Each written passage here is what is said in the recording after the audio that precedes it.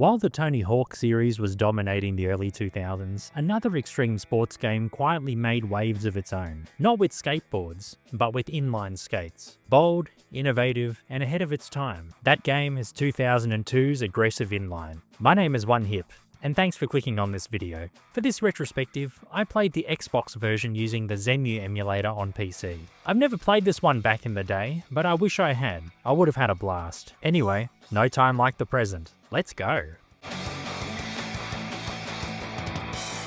Released worldwide on May 29, 2002 for PlayStation 2, GameCube and Xbox, Aggressive Inline was developed by Z-Axis and published by Acclaim under their AKA sub-label. The same team had previously worked on the cult favourite Thrasher Presents Skate and Destroy, the Dave Mirra Freestyle BMX series, and later the infamous BMX XXX, which I covered in a previous video. A Game Boy Advance version of Aggressive Inline was also developed by Full Fat, who also developed the Game Boy Advance port of Dave Mirra Freestyle BMX 2. What's interesting about the timing of Aggressive Inline is that inline skating itself was already starting to decline. The sport hit its peak in 1998, with major pros like Chris Edwards and Arlo Eisenberg becoming household names for action sports fans. But by the early 2000s, skateboarding and BMX had taken over the spotlight. Inline events were slowly phased out of the X Games, and by 2005, they were gone entirely. So in a way, Aggressive Inline was both a celebration of the sport and one of its last big mainstream appearances in gaming. Where BMX and skateboarding had multiple series to represent them,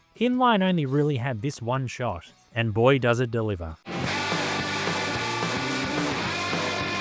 After the title screens, there's a short skit where an office worker hurls a computer monitor off a rooftop. And then, the game kicks off with an awesome video set to Crawling in the Dark by Hoobastank. Right away, it sets the tone. Early 2000s energy, aggressive skating, and a soundtrack that screams that era. The heart of the game is career mode, but the package is well rounded. There's free skate for messing around, timed run, which acts like a classic single session mode, where you chase scores under a time limit, a park editor that's basic but functional, and a multiplayer mode which I didn't try. You can also check out the options menu to view media, scroll the credits, or input cheats. Very old school stuff. Career begins with a highly detailed tutorial, which is a smart choice. Instead of throwing you in blind, the game actually teaches you every mechanic. Grinds, manuals, vaulting, cess slides, which are basically reverts, and even swinging from poles like some acrobat at the circus. Once you're through it, the game drops you into the first level, Movie Lot. The level design is ambitious and full of personality.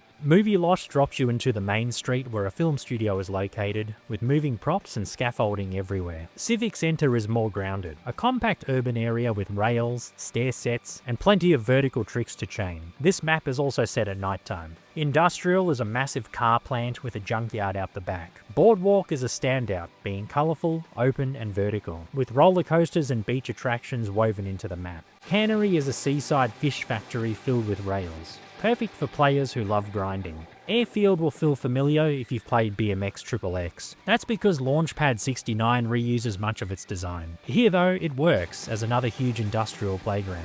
And finally, Museum might be the most memorable, letting you grind dinosaur skeletons and military vehicles, as well as vault through exhibits. You also unlock secret characters in each level, such as a pirate captain in Boardwalk, provided you complete all the level challenges, as well as special skates which give you blue skill points. But I didn't do these. Each level also hides keys that unlock secret areas. These spots usually contain extra power-ups, challenges, and hidden routes, rewarding players who take the time to explore. Thank you for sticking around. If you're enjoying this retrospective, be sure to subscribe to the channel to watch more from other Z-Axis titles, as well as extreme sports and racing games from other studios. Anyway, back to the video.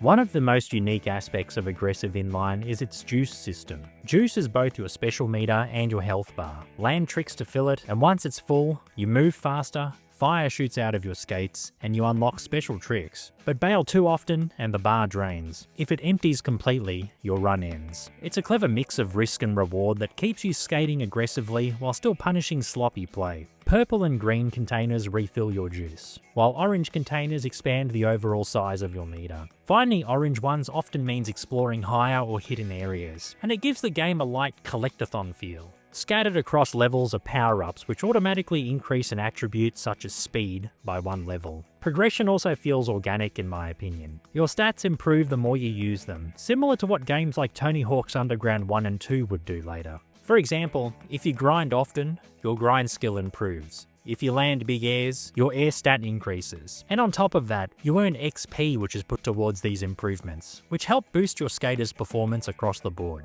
Most challenges are handed out by NPCs spread throughout the levels, much like in Tony Hawk's Pro Skater 4. Not every challenge comes from a person though. Sometimes it could be an object like, say, an intercom, marked with a red icon. Challenges cover the classics like high scores, combo chains, and item collections, but also add variety through creative stunts and environmental use. This system encourages experimentation, and it makes the game feel less rigid than the older, timed run model.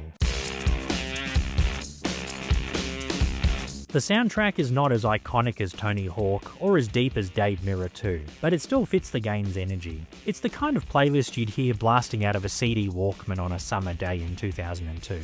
Songs include Sell Out by Real Big Fish, Wrong Way by Sublime, Youth of the Nation by POD, and Don't Sweat the Technique by Eric B. and Rakim. It's a mix of ska, punk, hip-hop and alt-rock, very reflective of the era's extreme sports culture. And like other Z-Axis games, you can choose which songs to play from the options menu, letting you set your own vibe for skating sessions. Looking back, Aggressive Inline was one of the best non-Tony Hawk extreme sports titles ever made. It introduced unique mechanics like juice, it featured ambitious level design, and it captured the spirit of aggressive inline skating in its own way. But timing wasn't on its side. Inline skating as a sport was already fading from the mainstream, and Acclaim itself was heading toward bankruptcy. A sequel never materialised, and the game slowly slipped into cult classic status. For fans who played it, though, it's remembered fondly as a game that dared to do something different. And in hindsight, it might be the last time inline skating was given such a polished mainstream push in gaming. It didn't start a franchise, but it gave inline skating one final moment in the sun. I really enjoyed visiting this one for the first time, and it certainly won't be the last. Aggressive Inline is proof that extreme sports games in the early 2000s weren't just limited to skateboarding or BMX. Sometimes the overlooked experiments were just as fun. It was the right game, but at the wrong time. But that doesn't make it any less worth remembering. Thanks so much for watching. What are your memories of the game? Were you, or are you still, an inline skater yourself? Let me know in the comments. If you enjoyed this one, be sure to give it a like, and subscribe to the channel to watch more retrospectives like this one. You can also support me further by becoming a member of the channel or donating to my Ko-fi page. But honestly, just you watching the video means the world to me. My name is OneHip, and you have a good one. Bye!